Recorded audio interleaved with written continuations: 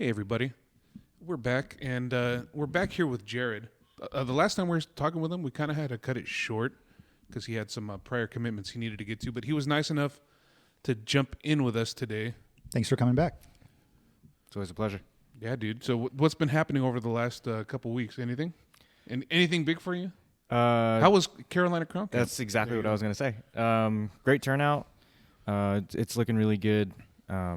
Obviously, brand new group. There's only one vet in the entire percussion section, which is pretty unheard of. Is it a Crown vet or from somewhere else? Crown vet. Oh, okay. Yeah, and it's in the pit. They're in the pit. So really? No battery vets, which is pretty crazy because now the entire battery team, members and staff, we're kind of stepping into something new. But we're excited because it's not like we're coming at it from a sense of intimidation. It's a brand new thing, and it's kind of a clean slate. That's kind of the way that we're the perspective that we're taking with it. So, but from the looks of it, you guys have some Broken City people in there, and who else is sort of making up the line? Like where are a lot of the kids coming from? A lot of members from Mandarins. That Taha connection. Yeah. In terms of like philosophy, stuff like that. Yeah, he does a really great job of setting the members up for that level of the activity. Like, I mean, all of them are competing in DCI finals, WGI finals, like at Monarch and at Mandarins, and then at that point, it's kind of a given that they're already prepared for whatever's next. So we have a good amount of high schoolers. Actually, we have a few kids from Avon, a few kids from I noticed that. Etowanda. The Avon kids. Oh, Etowanda too? Yeah. That's great. Kids are really? monsters these days, dude. Freaking like 17 years old. Yeah. I can't imagine. Is the Etowanda kid the one that marched Mandarins last year, or is it somebody different? Yeah, like he's one of them. His name's Raj. He's one of them. Yeah. Oh, okay. Jared, you know how hilarious it is for you to say that? Kids these days. I know, right? I'm aging myself, guys. Yeah.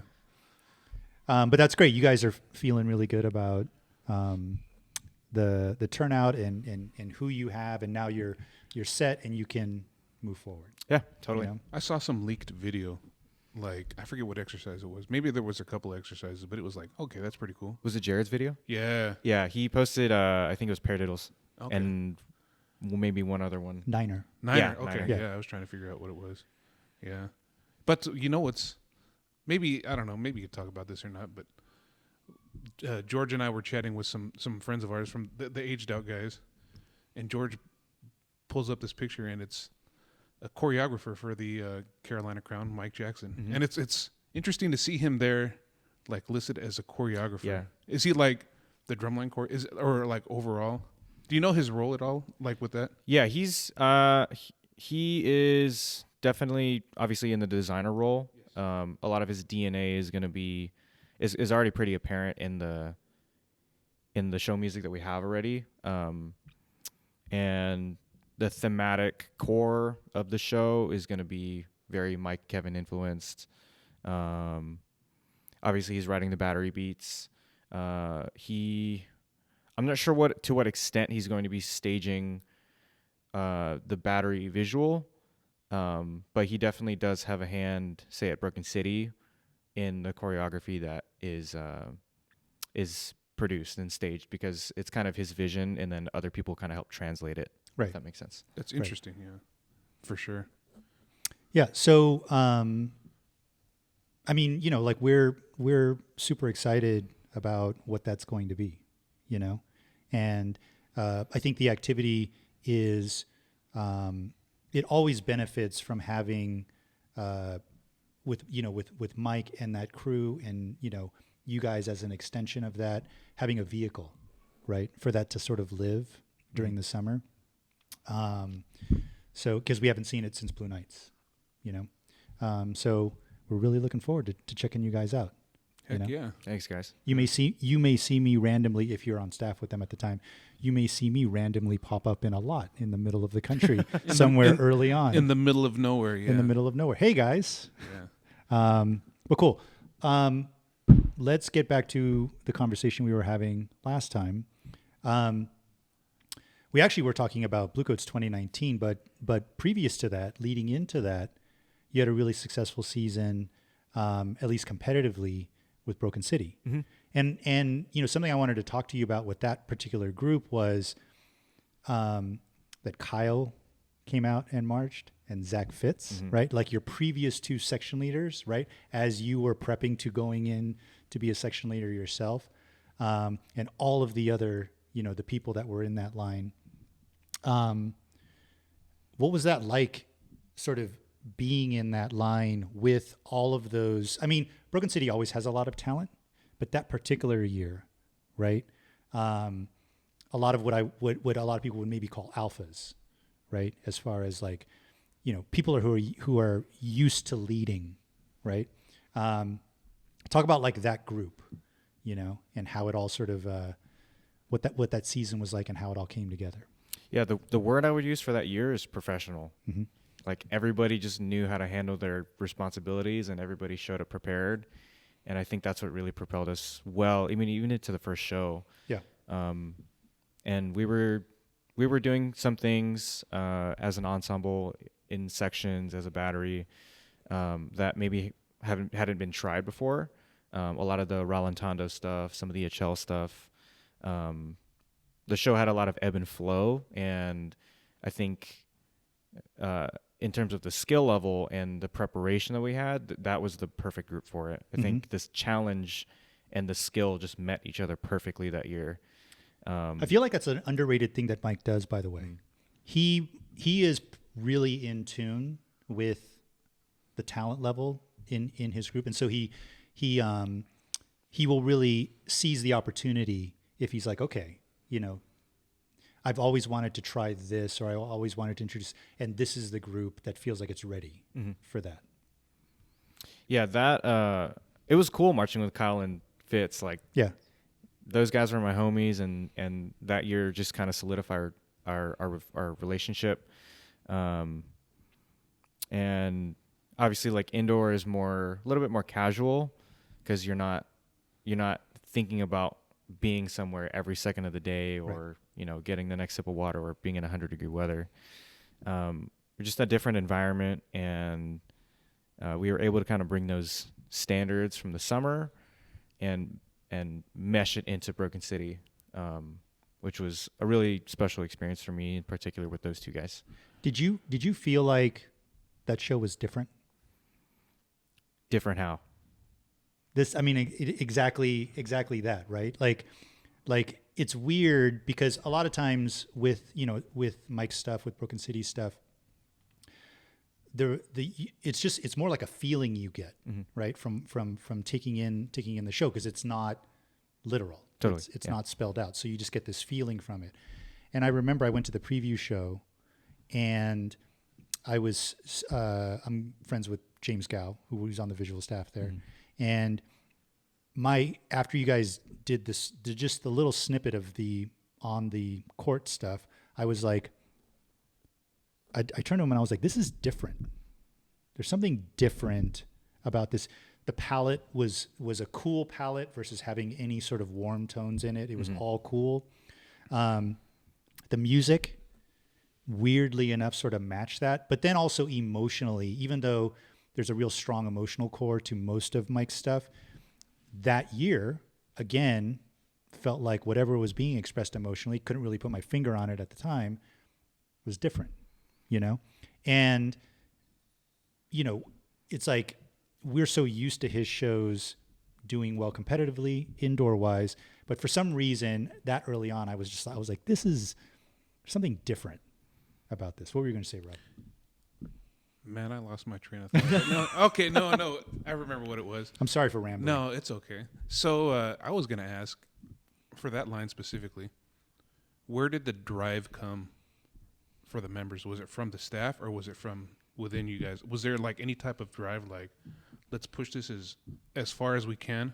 Oh, it was definitely intrinsic. Like, it was definitely from the members. Obviously, that's not to say that the staff doesn't push us. It was... There's always a reciprocal relationship in that regard, but again, it just felt really professional. Like, everybody was like, okay, this is what we got to do. These are the steps we have to do to take it, and we need to prepare and we're just going to drum. Like, it felt like everybody was always on the same page. And it was funny. There was no aggressive, like, alpha energy. Like, we're going to reset super hard. We're going to rehearse super hard. But I think that kind of speaks to the maturity level, right? Like, you guys are all mature enough to know that that's not what you need, you know? That, like you said, professionalism, doing your job, efficient work, right? Knowing exactly, you know, what you guys are responsible for versus what the staff's responsible for, and everybody's just going to not have to compensate for shortcomings anywhere else. We're all just going to take care of our business. It's like everybody had their own personal ownership of what needed to be done. Exactly. Yeah. But that show was challenging. 100%. I'm not going to read too much into it, but I am a little bit of a nerd about this stuff. I feel like something that evades a lot of designers that are, you know, trying to be more competitive, you know, and even just there's a lot of designers out there who sort of like they picture it in their heads and they're like, how do I get that onto the floor, and then from the floor to the audience, right, in an effective way. Weirdly, so that show was Seed, right, about conceding, surrendering, you know, not being so, like, learning to sacrifice a little bit of yourself for someone else, right? I actually felt like a lot of the challenge of executing that show lied in that concept of having to let go a little bit of yourself, you know, for others. That D-Chell role, right, was a challenge all the way up to the very end. Yeah. Right? Yeah. And I was like, and, you know, people are like, oh, it's just, you know, you're slowing down the roll. But the fact that you basically had, like, you know, one part of the form moving this way, another part of the form having to do a direction change in the middle of the D-Chell, and having all of that be together was incredibly challenging. And again, you know, if anybody had an ego at all in that, it wasn't going to be together. Exactly. Yeah. That was, there's this funny little story I always remember. I think it was prelims. I'm glad you touched on that point and how the show concept kind of related to that role itself. 'Cause, we were having issues with that the entire season. Like, I remember the first lot we played it after Mike officially put it in, and it was horrible in the lot. And I was like, all right, just got to trust the process. It's going to be what it is right now, and I'm sure it'll be fine by the end. And we were obviously, like, when you put something like that in, you can't just free for all right away. You can't just say, okay, go. There had to be some sort of structure. And when we first defined the role, there was like 4 or 6 counts that were supposed to be in time. And then obviously, if you're playing a triple roll and it's supposed to be in time, some people are going to be stubborn about it, you know, and some people are going to slow down. That's just what happens with triple rolls. And it was fast. It was like 192, I think. And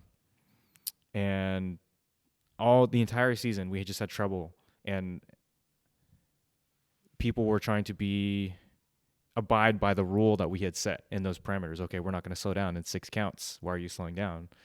And I think prelims night, it didn't sound totally locked in. It had gotten closer from SCPA finals, but it wasn't totally locked in. And then Mike comes up, we're rehearsing it. He sits us down and he's like, what's the issue?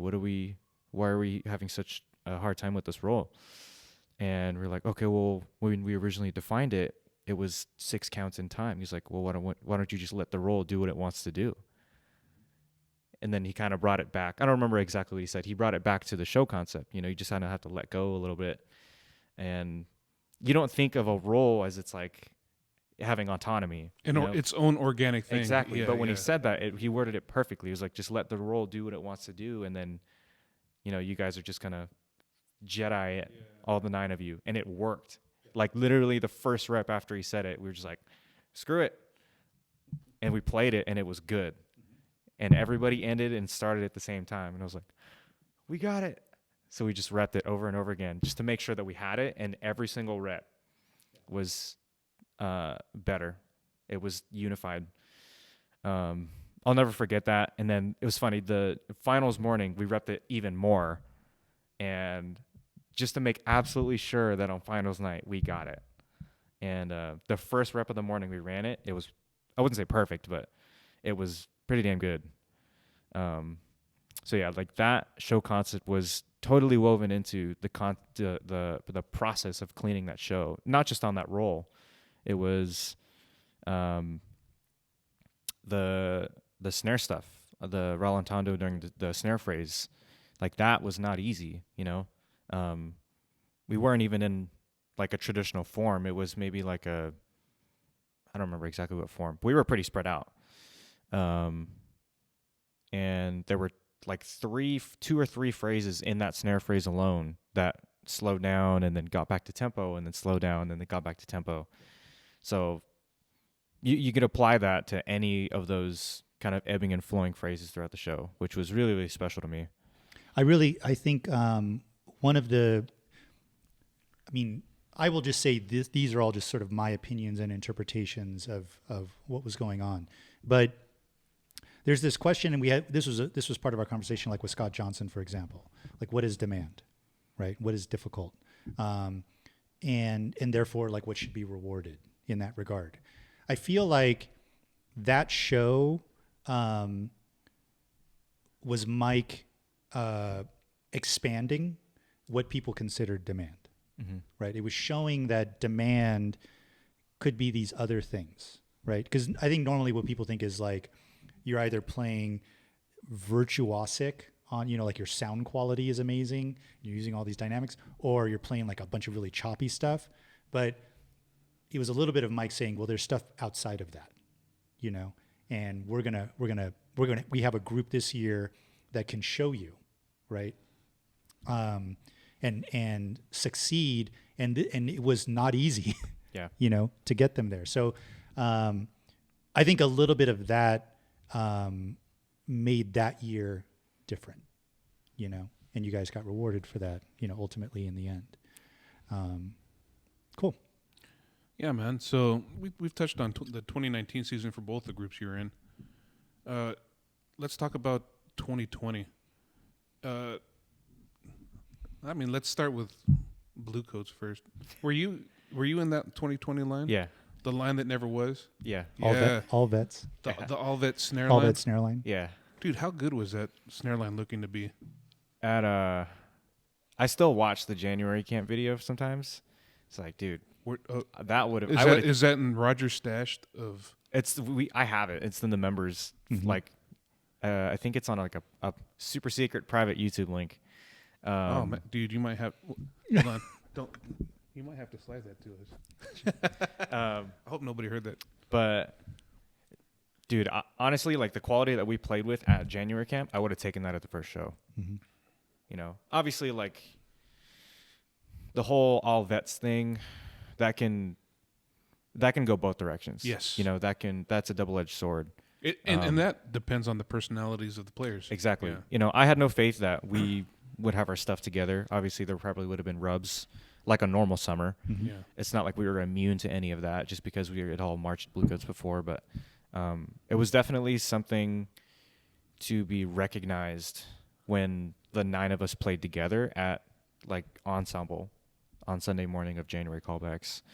By no means was it perfect, but like the listening skills and the awareness in the gym with a full horn line was pretty awesome.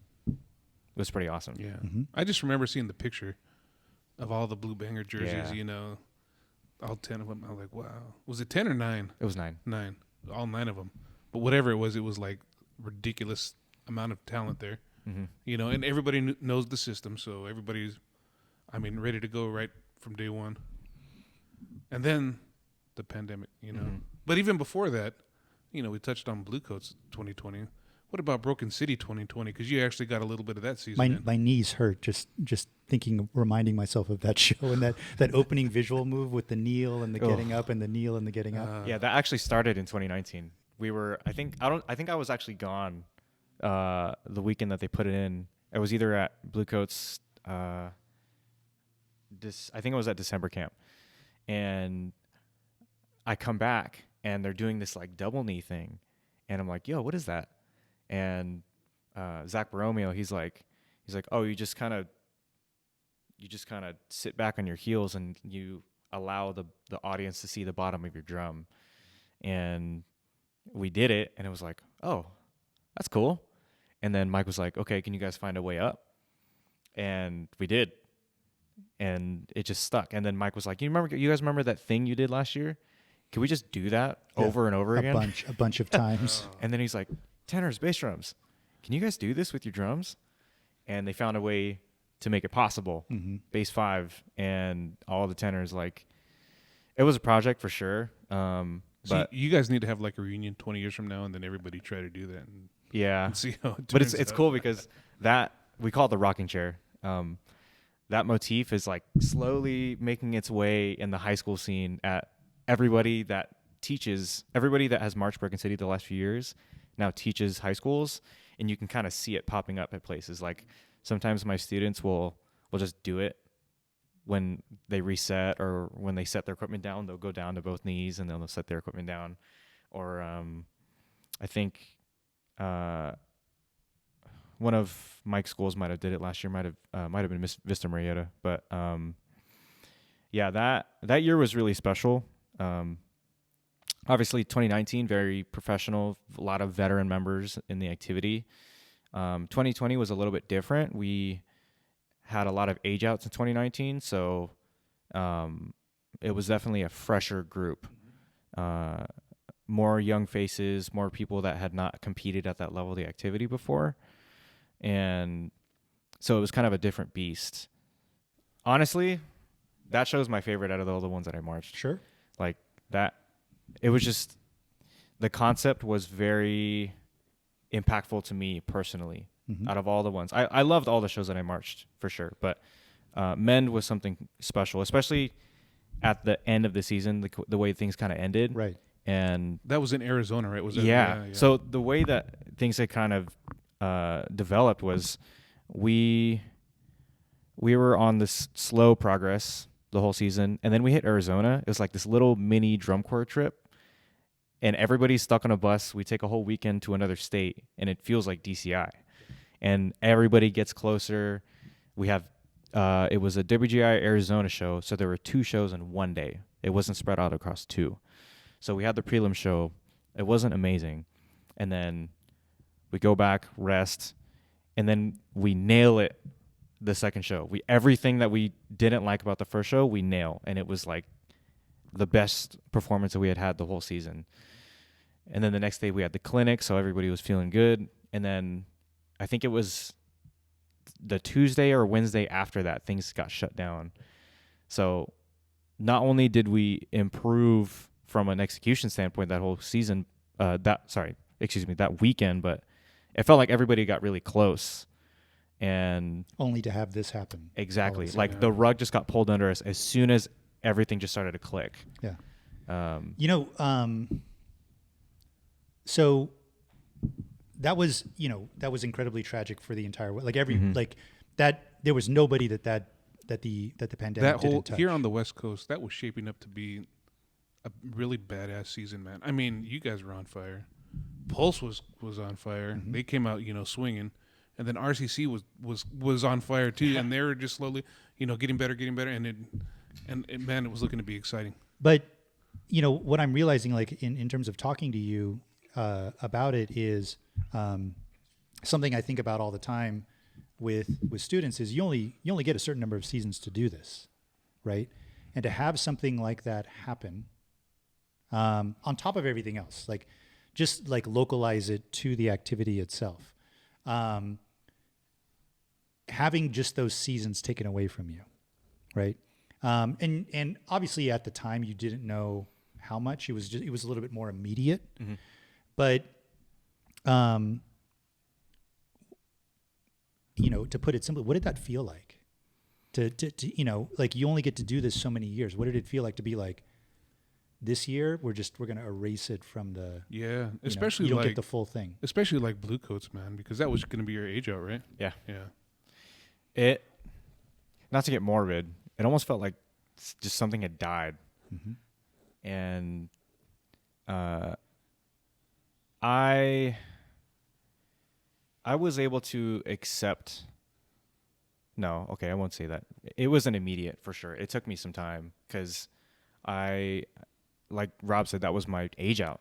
That was about to be the culmination of all my summer years and all my outdoor years marching. So it was pretty difficult news to process, and I did get the opportunity to march in 21, but I went into the auditions of 2020 with the conviction that it was going to be my last. Yeah.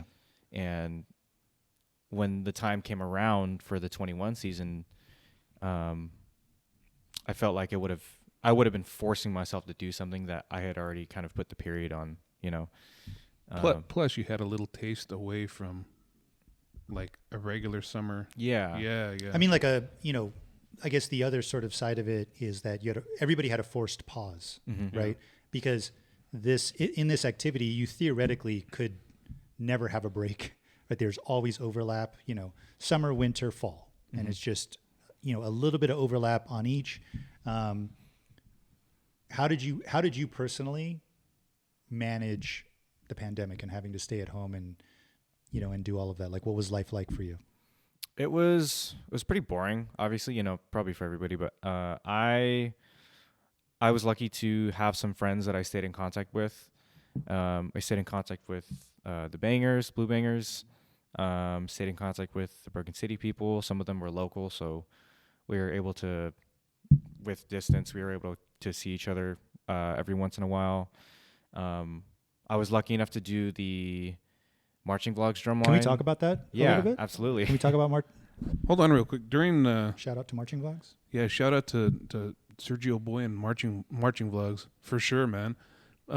Did you stay in SoCal that whole time, or did you go back home up north? I stayed in SoCal. Oh, okay. Yeah. So let's talk marching vlogs. Well, I mean, Marching Vlogs is Sergio Bravo, and he started off just basically vlogging his experience, right? And he, along with the Gridbook guys, put together a channel where basically, people, they do takeovers, and we get this glimpse into, not the performances, but the actual, like, what's life like, right?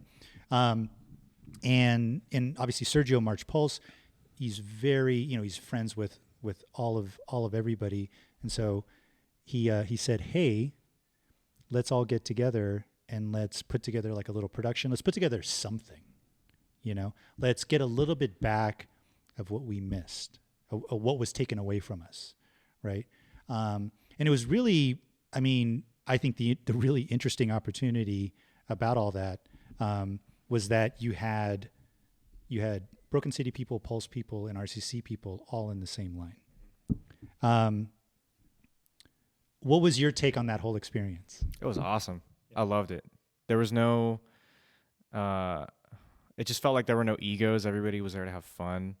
And we were just pretty, like, we would play something and it'd be like, all right, let's go on.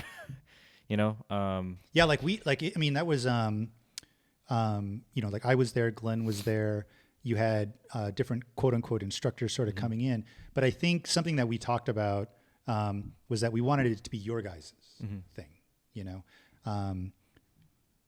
You guys had all the information. You guys knew how to clean all this stuff. But it was a little bit of like, we wanted you guys to have ownership over it, over the product. And we would say little things here and there. But it was mostly just about creating a situation where it could happen at all. Because back then it was just like we needed that. Yeah. But was it interesting at all? Because I think from the outside, people would look at RCC, Pulse, and Broken City. And those are three very different places. How were you able to, sort of have that come together? And I think from the inside, we know that it's not as extreme as you would think it would be from the outside, but it is still group people coming from three different places, was there any at all like of that rub friction going on? Not friction, but like any little bit of like, oh, we got to reconcile this, at all? If any, maybe a little bit. It was pretty collaborative. Like we were totally fine with like if somebody would maybe voice an opinion about that slightly differed from what we had established for a certain part that we were playing. Everybody was all ears. Everybody was super open to hearing what other people had to say. It didn't feel like, well, no, this is the way we do it here, because there was no here. We were just collaborating. We were there to make it great. And honestly, I don't think I could confidently say that I would answer no. There was no abrasiveness. There was no there were no egos. Exactly. There were no egos in that regard. So and thank you to Pacific Crest for stepping up and allowing, like, they gave us a great place to rehearse, the equipment, and set up a nice made the entire thing a fundraiser so we could give back to the community. But I really got a big kick out of even just getting to be around it. That was really great, seeing all of you guys like coalesce, and actually even getting a little bit of a chance to actually talk to people that I normally don't, like you. That's probably where you and I even talked at all with any substance. Was around that time. Yeah, it was cool because like you just said, there were so many overlapping social circles that this just became a melting pot. Like the fact that Pulse and RCC and Broken City were all people from there were all marching together. Like Danny Pendergrass is one of my closest friends. Yeah. And we had always just kind of joked like, oh, dude, what if we marched in the same line? And then it happened. Yeah. And it was me. I think Danny was behind me. And then Zach Baromeo was next to him. So I was like, man.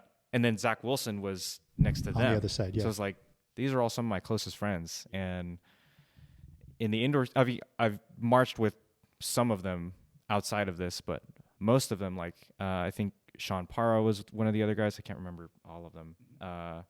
Chase was another one. Tommy, like all those guys. Hold on, man. You're not old enough to like have this type of I know forgetful memory yet. Yeah. William, it was in there. Yeah. So all those guys, it was super cool. Just getting the opportunity to get to know those guys in a different way. Like we had all. I think at this point in the activity, there is no like rivalries like there used to be, maybe, Yeah. But now all the circles between the groups just overlap, and we all hang out after shows. Sometimes we all go to each other's preview shows just to support each other. And I think that's the coolest thing because we'll be at a preview show, and then everybody just comes from their rehearsal and shows up. But I like that you guys all had the opportunity to, because I'm sure like you go to a party, you drum with people, right? But to actually like be in an organized line and getting to drum with people that are your, again, like really good friends, you don't normally get to drum with them, and seeing what that's like. You mentioned Danny. I specifically remember Danny being like, how does Zach create all of that sound? I've never played next to somebody who's generated that much sound from the drum before. I thought that was great. I mean, it's just like, that's the experience. Yeah. So we need marching vlogs, Drumline 2. Yeah, let's go. Yeah, part 2. Let's Sergio, hook it up, man.